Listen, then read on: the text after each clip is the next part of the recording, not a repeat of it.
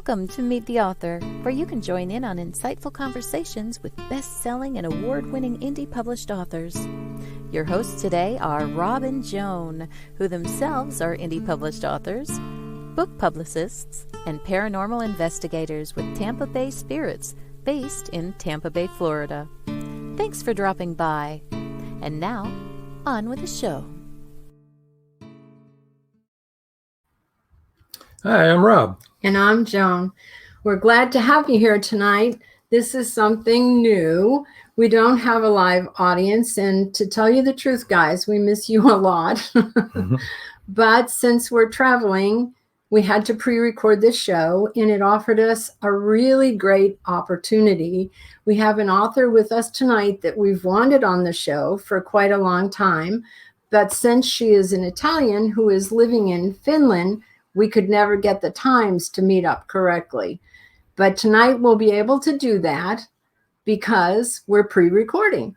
So without further ado, Let's welcome author PJ Mann. Hello, PJ. hi. Hello there, everybody. Hi. It's a great thing to be here. Yeah, I'm it's so a good. excited. It's really exciting for us too. Now, do you like to be called Paula? Yes, why not? After all, that's my name. Okay, all right. In America, we would say Paula, but in Italy, do you pronounce it differently? No, we say exactly the same, Paola. Oh, well, good. That doesn't always work. So you're Italian, you're Yes. living in Finland, Yes. and you're writing books in English. You're quite Absolutely. accomplished. I don't know whether I can call it accomplished, but well, that's quite an achievement, I'd say. I don't know whether my editor would say the same. Oh, I'm sure your editor would say the same. That's wonderful.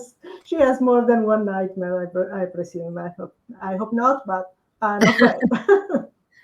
Yeah, well, even English-speaking authors who write in English get edited a lot by their editors. Oh, yeah. Believe me. I have a question to ask you that I know people in the audience often ask. When did you start writing and why?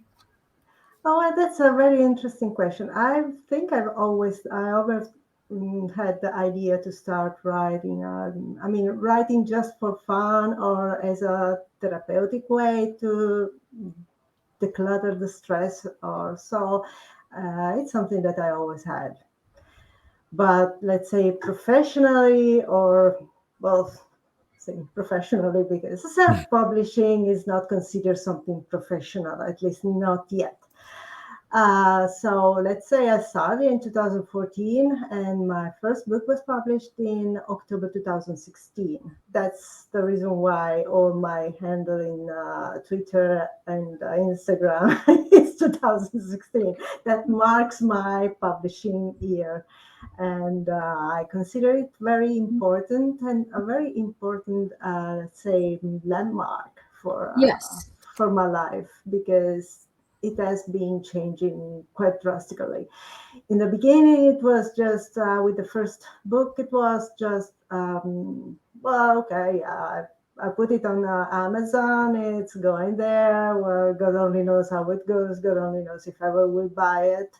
I knew nothing about marketing. I knew nothing about publishing. And I have to be thankful to all the people in the Facebook groups that have guided me with their experience, sharing their path of writings, and I owe them everything. And from there, I started to market and sell something more than one book a year. Well, I think that's the way a lot of us indie authors did get started. You know, we just jumped out there and were flying by the seat of our pants and didn't know what we were doing. And if it wasn't for such a gracious community of indie authors, you know, none of us would get anywhere, but everybody's so eager to help us. Don't you agree? Absolutely. So kind and wonderful. But I think that indie authors are professional. You're getting paid for what you do. And that makes you a Absolutely. professional. And also, I think that indie movies, for example, everyone accepts indie movies as a professional, well-done movie. And I think as indie authors, we can hold our head high and say, we are professional authors. Yes, in the industry, after all, is on the movie market, on the music scene, wherever. I mean, everything that has to do with creativity has its own indie market. Because Exactly. And not as well everybody accepted. has the chance or the luck to Right. have Yeah. some big industry that is just pushing you, paying you, and giving you a big chunk of marketing strategies. Yeah, that Yes, helps. That that's helps. true. That's So, true.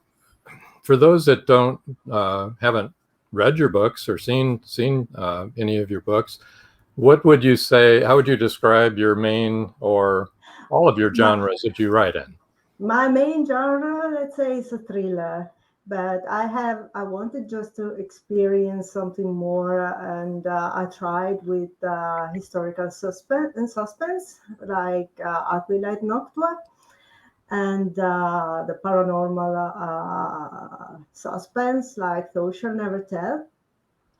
But the rest is mostly thriller or crime.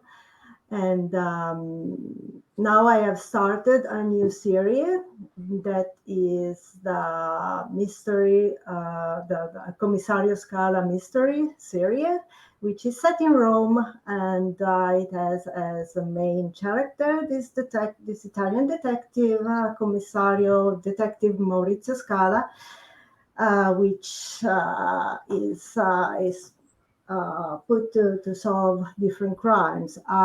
For that series, I've chosen true crimes. Let's say that I am inspired by true crimes, but I let's say uh, be creative around them, Yeah, they're changing a bit there. based on true crimes. And Yeah. so what's the first book in that series?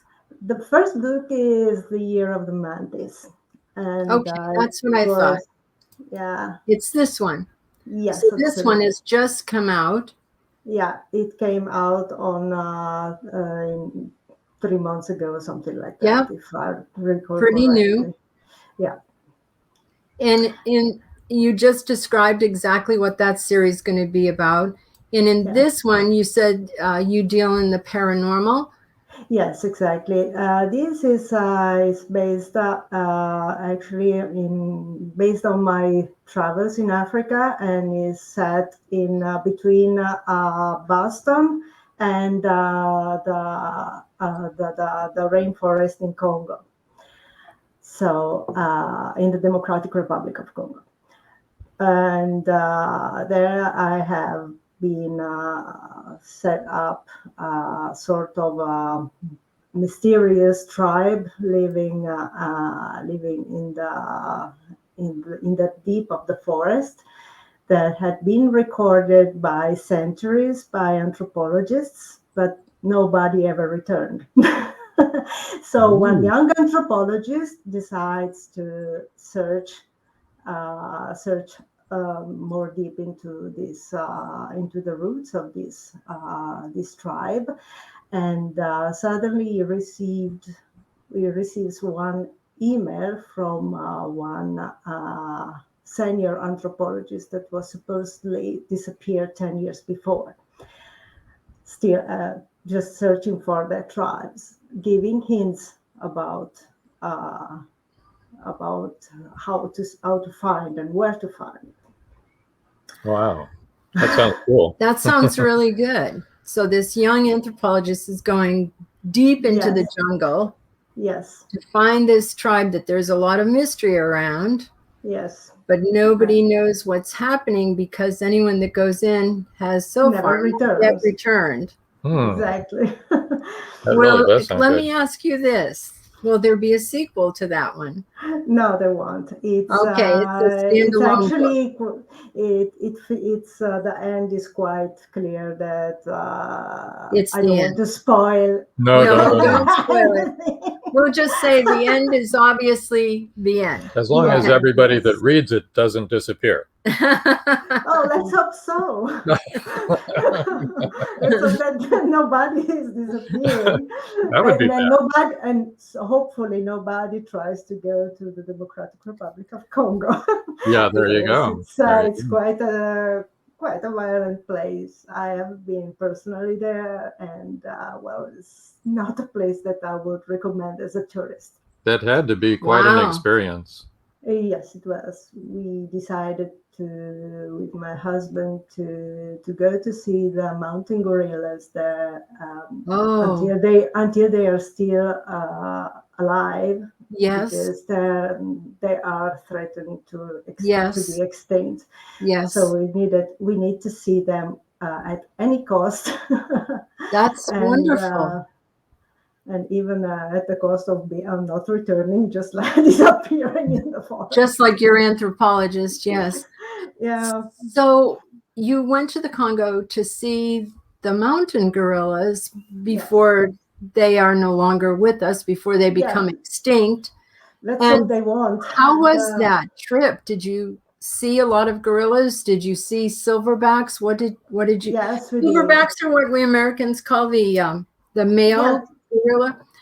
Yeah. Yes, and it was something that is very, very hard to describe, the powerful feeling that you experience when you are close to those beautiful animals. We were together with the rangers, and they absolutely said, whatever you do, whenever they come close or so, never make eye contact. Ever. Right. Just keep your eye low, because you're entering in their own house. Yes. And you are just a guest. So yes. Be humble. Yes. And nothing will happen.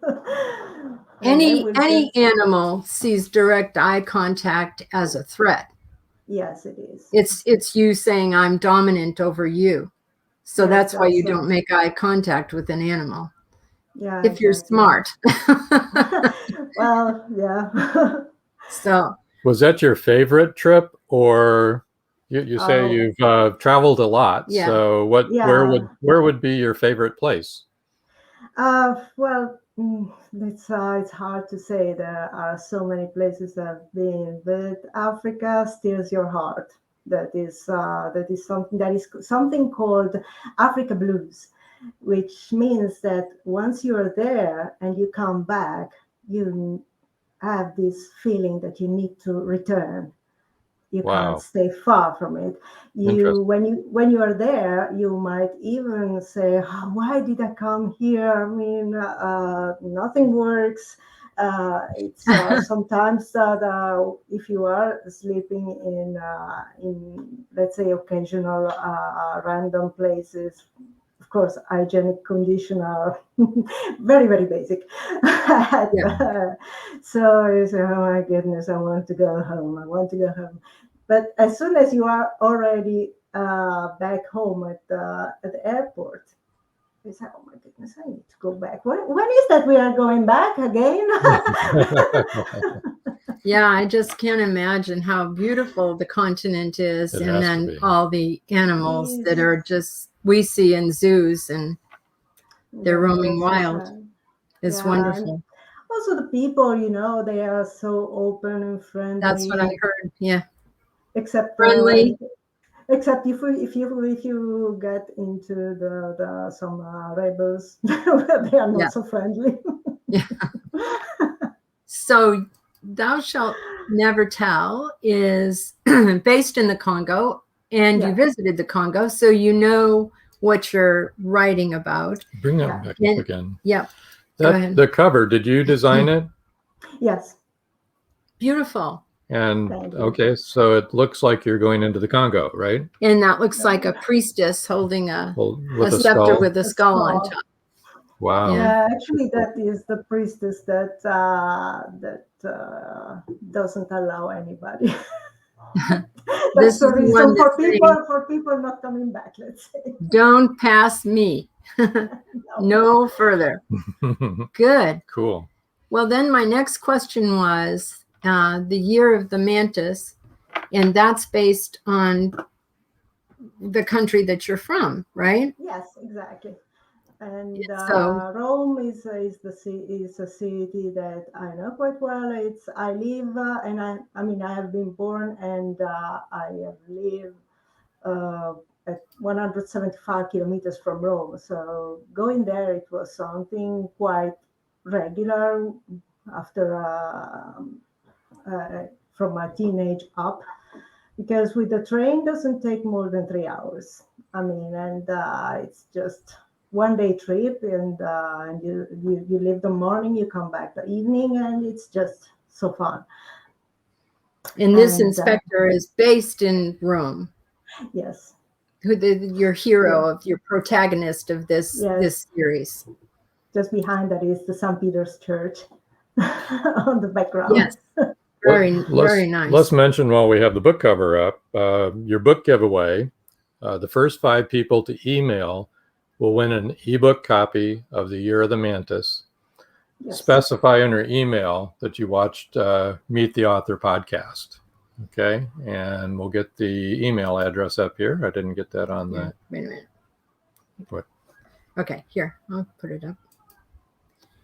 Okay, so the email is pj.mann2016@gmail.com. So email pjman2016@gmail.com, and the first 5 people who say that you watched her on Meet the Author podcast will win an ebook of The Year of the Mantis, which is her newest series. While we're doing that, let's get up all your other information, Paula, so they can reach you on Instagram. It's pjman2016. And again, it's PJ with an MANN, 2 N's at the end of her name. And Twitter is at pjman2016. As she said earlier in the broadcast, that's because this is the year she first started publishing professionally. And her Facebook is different. It's Paper, Pen, and Inkwell. So that's PaperPenAnDinkwell. Paper, Pen, and Inkwell. And you can reach Paula at any of these places, and I'm sure she would love to hear from you. And her website is pjmanauthor.com. That's a nice website, by the way. And is there someplace else that you can reach her? How about IndieBookSource.com? Yeah, IndieBookSource.com. She has her own page on our Indie Booksource. So look for her there, and you can find a direct link to buy all of her books from that one page. So, yes. Get that back up there. Let's get that email back up there again for those of you who are watching this on video, that those of you who are listening, I just said that for you. Okay. Well, yeah, let's look at some of PJ's other books. How about this little? The Man from the Mist. Want to tell us a little bit about this book, PJ? Yes, why not?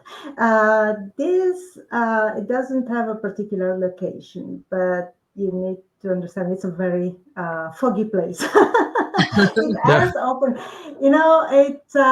I got this idea watching once again the old movie Casablanca of Humphrey Bogart. Yes. I love that movie. It's I do absolutely too. one of my favorites. And the music. Absolutely. And there was a little bit this idea of the fogginess of the noir.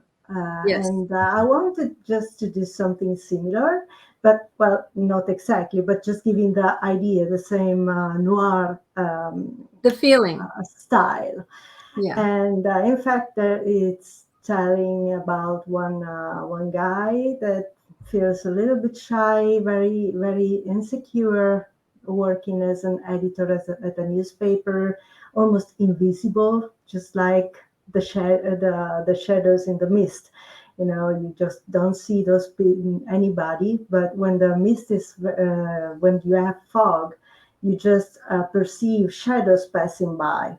And some people, just like our main character, feels just like that, very, very invisible, just like a black blog walking by. Nobody sees him, nobody notices him.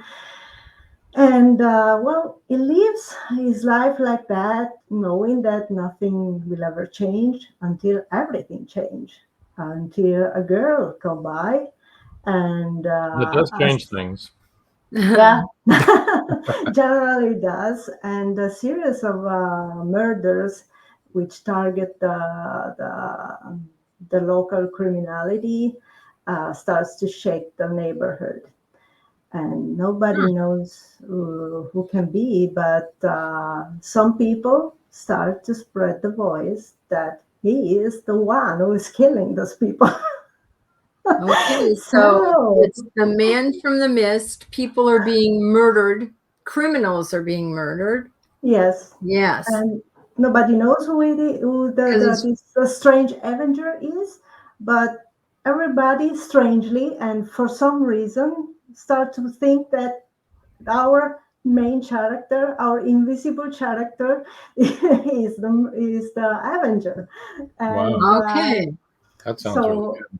he needs to find out why they think so. And well, there are some some twist and turn of the on the story.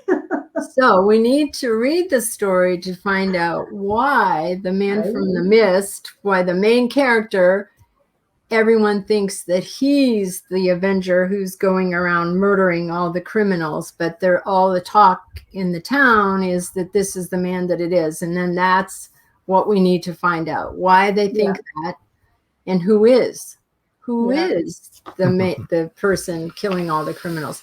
That sounds really good. And then we have Oh, this was the first love. The first book is just like the first love. You never forget. That's my first published book. But this has a different cover now. No. The cover this one is has the the same. same. Okay. Yeah. Good. This is This rough. has the same cover. Tale of Good. a Rough Diamond is telling the story of a young man who is always living his life carelessly, born in a wealthy family, but one day he finds himself, uh, he is being caught stealing, introducing it into other people's apartments, maybe guided by bad companies, and the family turns their shoulder to him. So he finds himself completely alone to fight to get back on track from the prison to a normal life. Okay, so let me put that cover up again because that is. Let's Go take ahead. down the email off of there. Yeah. So this one, There. Tale of a Rough Diamond, and I assume that your protagonist. The character is the Rough Diamond. This young guy that needs to shine back. He's from a wealthy family. He gets in with the wrong crowd and he starts to do criminal activities, and now he needs redemption. Yes. I can't help but notice there's a couple of awards there you won. Yeah. That was something that I wasn't expecting. I can say. Yeah. I mean, that's a good start for anybody. It was a good start. It was indeed a good start, and I hope that from there I learned something and I developed my skills. And I after that, I have to say that I didn't participate to any other award. Mainly because I say that does it really help winning some awards or showing that you win an award more than having people reading it and giving their feedback. Yes. So I absolutely agree. I think some people enter a lot of contests and win a lot of awards, and we've won awards. But we're with you. We haven't gone after any awards for a long time. yeah, either. I mean, I did it only for the first, just because, with the first you try whatever in your pops up in your mind and comes from the suggestion of old people. So then, hey, try this, hey, try that. Okay, I will try it. But when then you realize, well, maybe it wasn't really that kicks me farther. So yes, I agree. I agree completely. We're going to have to go to commercial right now, but when we come back, I want to ask you a little bit about how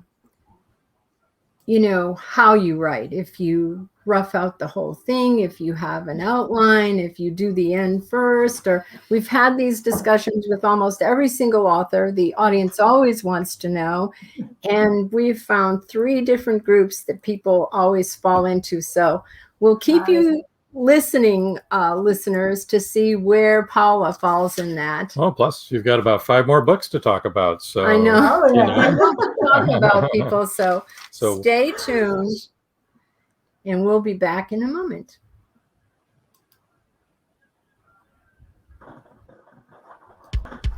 At Indie Booksource, you can shop by genre or by author, and you will be buying direct from the author's main purchase link. We offer hundreds of titles in formats that include ebooks, paperback, hardbound, and audiobook.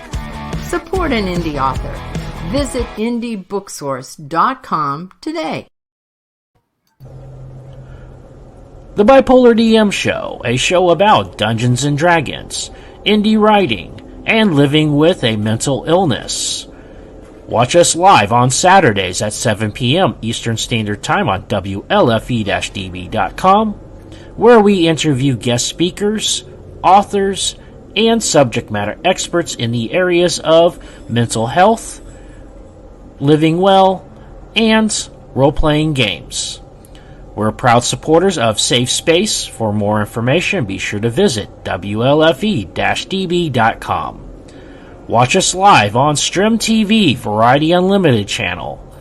Also, visit our Facebook page at Bipolar DM, and see us on twitch.tv/TheBipolarDM. Our webpage is www.thebipolardm.com. There you'll find more information. 2021 just got better. Your favorite shows from WLFE DB Radio can now be found on Facebook Live and YouTube Live. Yes, we now video stream to both of those platforms. Search for your favorite shows like Where's My Sage, Inside the Drag Closet, Across the Pond, Everything Yet Nothing, Paratalk Radio, Step into the Paranormal, The Creepy Parlor, Just Cindy, and more. Now you won't miss an episode. Remember, follow Facebook Live and YouTube Live. Make sure you subscribe and follow your favorite WLFE DB radio shows.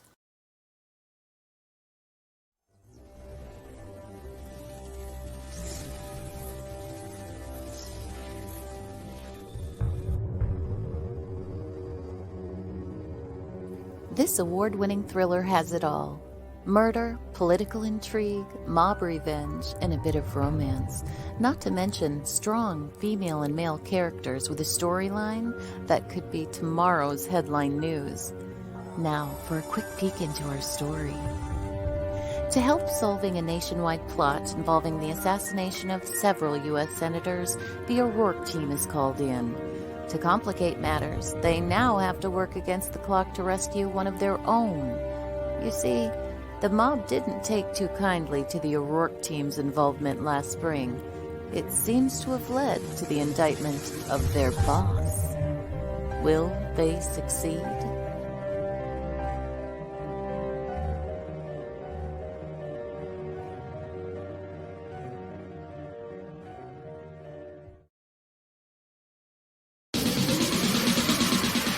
You're listening to WLFE DB Radio. Now, back to our program. Hey. We're back. All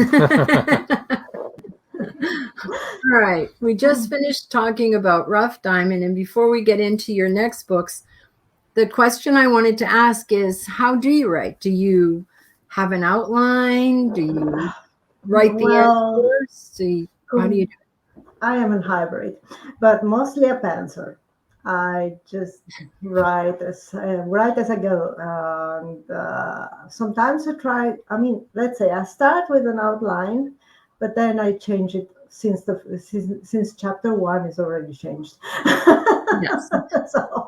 So you're mostly a pantser, which this is what we are. We're fly by the seat of our pants. I try to be a plotter and have a better method, but it doesn't work. Some people do very well with being a plotter. Now, the next question then is, do you already know the end of the story before you start writing it? Oh, absolutely not. I mean, the character will let me know how they want to end the story. And this is what I'm at their mercy. This is what we all say, that I mean, everyone says this, that the character goes where the character wants to go. And Caleb Pirtle, I don't know if you know him, but he had once said, if you have, and this was really enlightening for me, a light bulb went off when he said this, was if you've got writer's block and you can't move on, he said it's because you're asking that character to do something the character doesn't want to do. Yeah, doesn't want to do. And that's the truth, isn't it? Absolutely. Yeah. I know.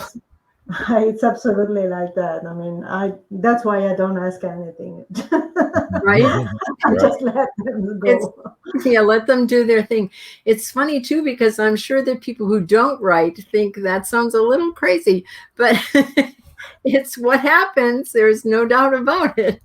Yeah, that's I believe, at least even when before I started to write, I think I believe that the writer was somebody who planned carefully what he wanted to write. You know, when you're at school, the literature teacher teaches you that you need to make first a mental outline, then you have to write what you want to say to make a sort of scheme where there is a beginning, a center part, and an ending. No. That's right. That is what we're taught. From when we're little children, we're taught your story needs to have a beginning, you need to have a middle, and you need to have an end. And that you have to have an arc that you follow. Yeah. Story arc, and that's what you do. Yeah. Yes, but not that way. Well, we write murder mysteries, so we at least know there's going to be a murder in there someplace. At least that, I start now that I start with somebody who has been murdered. Or has been disappeared. Yeah. So, well, at least I know where to go. I mean, there is a fact that needs to be developed. Then the detective has to come in and solve the mystery, and then there is the point of view of the criminal.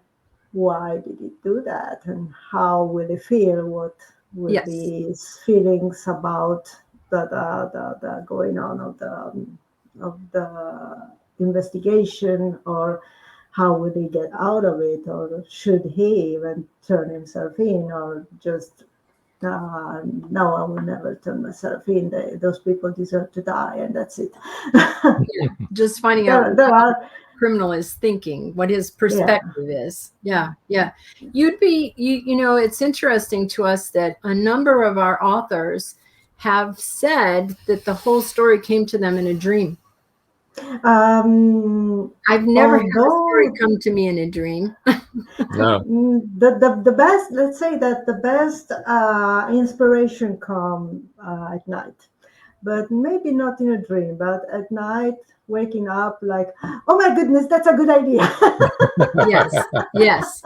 Yes.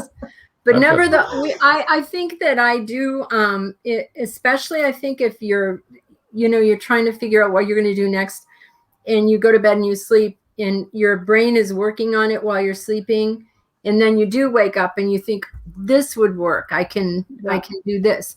But we've had people on who've had the whole thing in a dream. The whole thing from beginning, middle, and end, the whole arc in a dream. And then they just wrote it out. More than one author. Aren't they blessed? Yeah. Yes, I said blessed because this is a blessing.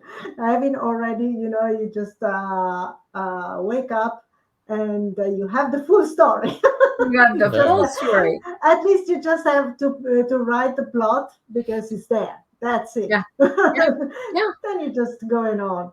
Yeah. Then you have to do all the dialogue and stuff. But I'm like, that's amazing. But we've had more than one author say that, right? Yeah. Well, let me bring up the next book we've got here.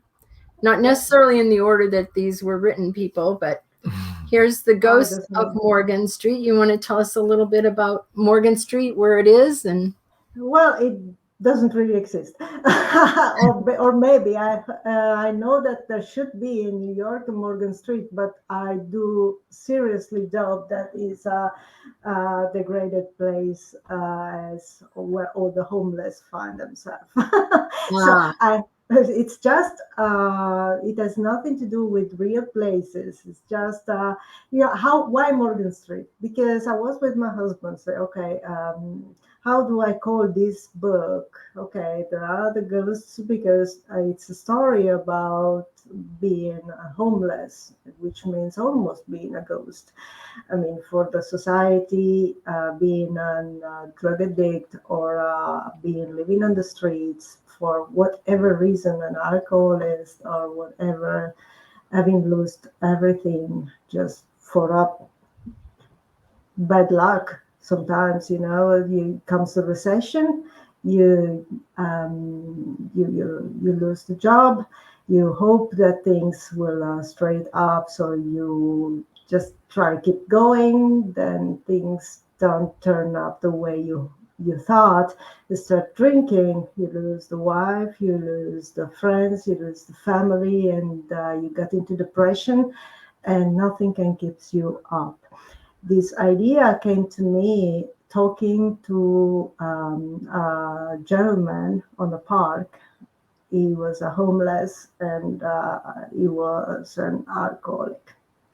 He said, I don't blame anybody else but myself, but things sometimes just slip from your hand, and everything is gone even before you even realize that it's too late. So I was saying sometimes it's just by luck that you get out, but not always. So this park where you met the man, was that in New York City, or was it? It was in Helsinki, in Finland. In Finland.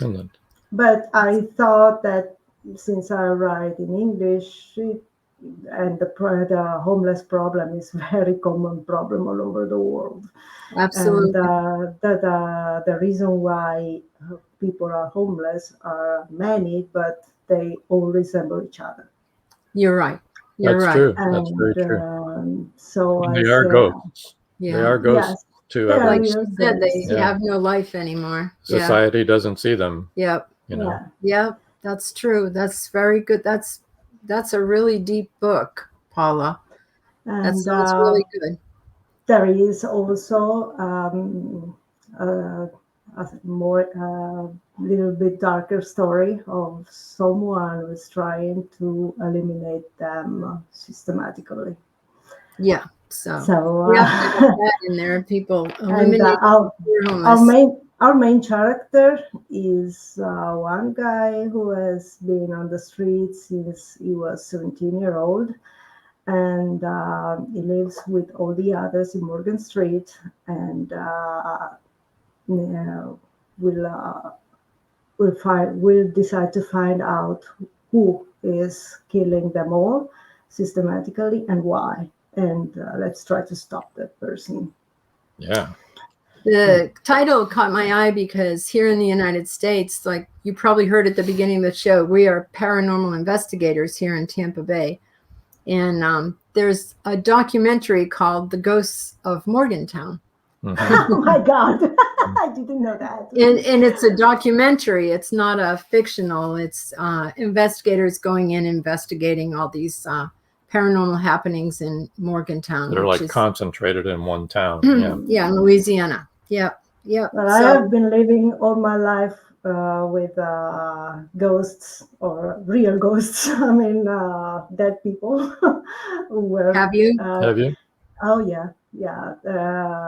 All the summer we were going to live by my grandmother, who was living in a very, very old house that was built in the Middle Ages. So it was just a remnant of. Wow. It was built over outside of a castle, and everything was built over and over and over, and right.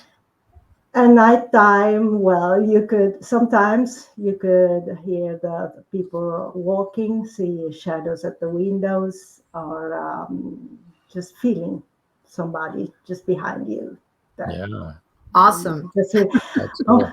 There was particularly some stairs where you really feel, at least every time I started to climb them, there was something or somebody behind, just there with their hands.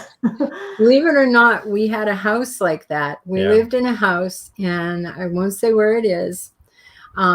We have 6 children. Okay. And this is when they're all adults and married and have children of their own now. But this is when they were younger. And you don't want your children to be afraid, of things that they can't see. So I had seen things since I was a young girl. And I would come down the stairs. Every time I came down the stairs, I was terrified. I felt like I might not make it to the end. I really did. Yeah. I never said anything to anyone. I just prayed the whole time. Then finally, one of our children said that they were really afraid to go down. Our son would sing, Jesus loves me, this I know, for the Bible tells me. Every time he walked down the stairs, he'd be singing that at the top of his lungs, okay?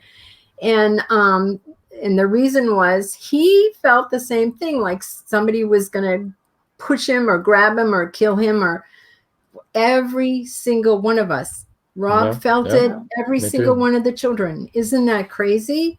Just on those stairs, the rest of the house, all the bedrooms and the other rooms were all open and free. And it wasn't nice. An old house. It was brand new house. So it was like really strange. But it was built on old land. So we're running. Okay, we're running out of time. We here, need to talk about some of we these. need to talk about, we'll at least start up here. Yep. Okay, now this is the first book. This has a different cover now, I just want to say. Deadly Deception. Go ahead. Yes. It's the first book, and it's our trilogy. And it's meant to be just an introduction to the story. It's a novella. It's only 27,000 words. Mm-hmm. And based, it's really, you could just read the book number 2 and book number 3, and then maybe come to the book number 1 for some reference. It's just how everything it starts. So people let me put up those covers. Deadly Deception, Insomniac, and then book number 3 is Deadly Deception. What is it? The Devil's Deal. And I just want to say again, all 3 of these covers are different when you're looking for them on Amazon or wherever. So Indie Book Source, they'll still have those covers on until we change them. Yeah. But anyway, go ahead. That's my fault. No, that's don't worry about it. So Deadly Deception, Insomniac, The Devil's Deal is a trilogy. And what Paul is saying is Deadly Deception is like an introduction, and it's the backstory to Insomniac and the Devil's Deal. Yes. Yes, absolutely. And it's a sort of a crime story where there is there is a group of researcher which is just developing a sort of hypnotic routine coupled with a drug that will be able to, let's say, to force the most mild person to become a murderer for one night and forget everything the morning after. So we have a story about, let me reiterate that real quickly. This is a story about people who have developed a drug which they can then use with hypnotism to bend the will of someone so they can do their will, which in this case is they want to have a murderer who would not have any reason to be the murderer. So they couldn't come back to these people. And then they are able to give them a mind wipe because of this system that they've invented. So the person doesn't even know that they've committed the murder. Correct? Exactly. Okay, go ahead. Go. What's then what happens? Well, think about the in the right hands. This could help thousands of people overcoming their own mental problems like addiction, like insomnia, like whatever other problem, but in the wrong hands. Exactly. It can be an invisible weapon that can act whenever, wherever, and by whoever. Whew. Well, that sounds really good. Yeah. And it sounds like a good way to commit a murder. Yeah, you don't get caught. I don't have the drug. Oh, good. And I also don't know how to hypnotize anyone. I have friends that do, though. There you go. I have friends that are licensed hypnotists. That's true. That's true. But I always think that anyone of the FBI or something will listen to my stories. Jesus Christ, I am enemy number one. Paula, we all say that. We all say, oh my goodness. And plus the things that we look up online that we Google when we're doing our research. You're like, oh my gosh. Don't look at the browsing history. Yeah, don't look at my browser, please. So you have one more book. Yeah, let's show that one. This is a historical fiction set in the Rome of the emperors. So nice. It's the story of a slave that has been brought from the ancient Palestine area that was at that point was occupied by the Roman Empire. That was just a colony. So this 11-year-old slave has been brought back to Rome and purchased by one wealthy person. And his life is going to be in a kind of way. It's going to develop very strong bond either with his first master and with his future master, which is the son of the man that purchased him. So it's kind of more than a suspense or a whatever gladiator heroes. It's very, very strong interpersonal bonds that can overcome boundaries of slavery and chains and poverty and wealth. Exactly. That love and friendship, loyalty are the key of this book. That's nice, and it's set historically, which is also nice. It's called Yeah. Aquila et Noctua. How do you say that? How do you pronounce it? Aquila et Noctua. Aquila et Noctua. Sure, that's easy. Well, I wanted to keep the Latin name just to keep the originality, let's say, of the setting. Okay. In Aquila Otherwise, is the eagle and the owl. It would be the eagle and the owl. Oh, cool. And the eagle is eagle represents the empire. The Roman Empire had as a symbol the golden eagle. yes. It was considered the most powerful animal in the nature. It was the meaning of it was a symbol of the empire, of the emperors, of the dominance. The eagle dominates over, so that was the symbol of Rome as an empire. And The owl, the owl.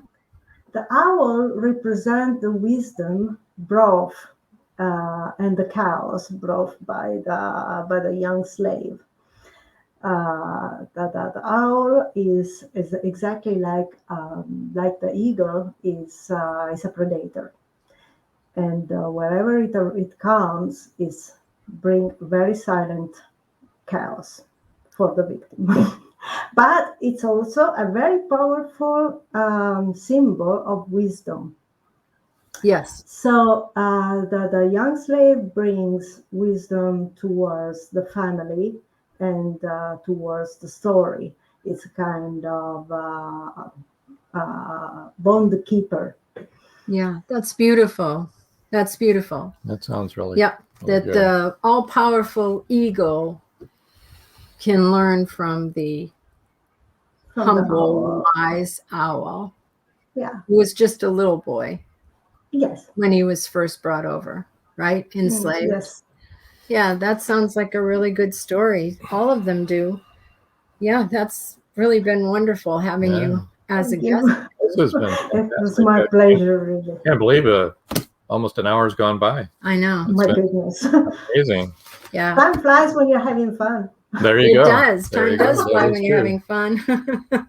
I have missed our audience, though. I'm sorry that you couldn't be on live because they would have loved to. I'm sure they have 1,000 questions that they're like, oh, why didn't they ask that? Yeah. Maybe we can. Here I am. Maybe we can work it out sometime in the future. Maybe next year. You never know. Right? You never know, if one day I will find myself in a holiday, in a better position, maybe.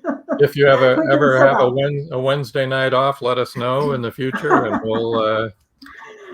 But actually, this is really good. I'm so glad that we had this opportunity to have you on the show, in a way that everybody can get to know you and hear from you and understand how you're writing and why you started writing and what your background is a little bit. You're well-traveled.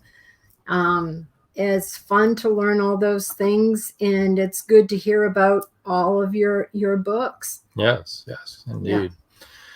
So I think that kind of brings us to the end here. It does. I'm going to move you over. There you go. And just want to say you need to watch indiebooksource.com for your schedules for October. Got some really good guests coming up. Mm-hmm. And thank you for watching. And I think after this show is broadcast, who will be our next guest? Do you remember? I'm not sure yet who's. Okay. Then when this is, no, I'm not sure. So check, that's why I said check the schedule. And so until next time.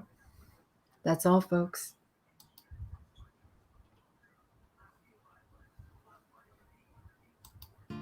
Thank you for joining us here on Meet the Author. Make sure you stay up to date with our show by clicking like, follow, and share. And you can find us on Spotify, iTunes, and more. See you next time on WLFE-DV.com.